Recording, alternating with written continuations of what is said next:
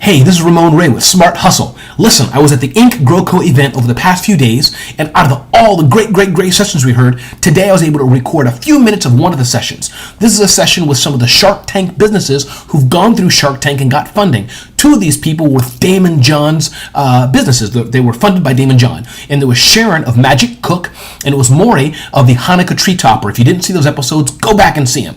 So they talked today about how to kind of give the perfect short pitch. So listen to this, and I've written some of the notes with it because the video is kind of hard to hear. I was recording it with my phone, but I've written out some of the key points they've made as well, and I hope it helps you as much as it helps me. So again, this is Ramon from Nashville, Tennessee at the Inc. GrowCo Conference. Check it out. A piece of paper, a pencil, a card, a calculator, right? I mean, everything had to be in here. The other thing is that I learned that, because the video and things like that were 5-6 minutes, but your pitch is supposed to be a minute and a half. In that minute and a half, you've got to first of all be interesting. You've got to be memorable. You've got to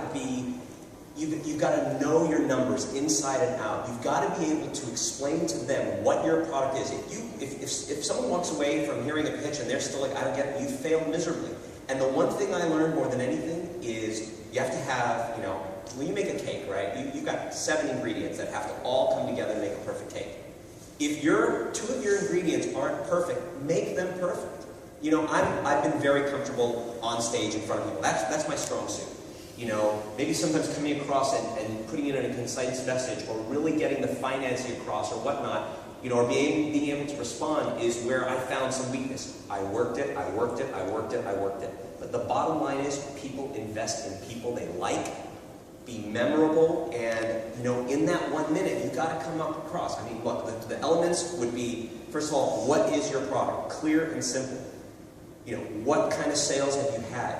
And then most importantly of all, why would people buy it?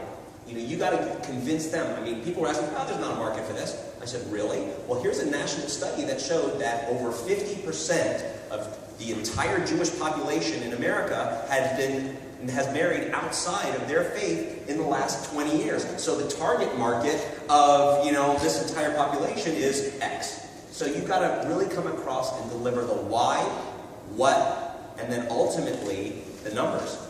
Make sure they know profitability, sales, and your plan. What's your plan for growth? What's your plan for exit? You got to put it in that nice little envelope and make sure you have every piece of it. What do you think you learned from? Of course, you have to know your numbers before you go in. They don't want to pay for your mistake. The longer you talk, the more mistake you make. So you have to make it short and sweet. And really good idea. Yeah. Right? So, after all, you only get 1 minute, elevator pitch. So you have to... I would say one other point to add to that is like any craft, you have to perfect it. And to your point, I must have rehearsed that pitch, which I had to know by memory, of course, 250 times.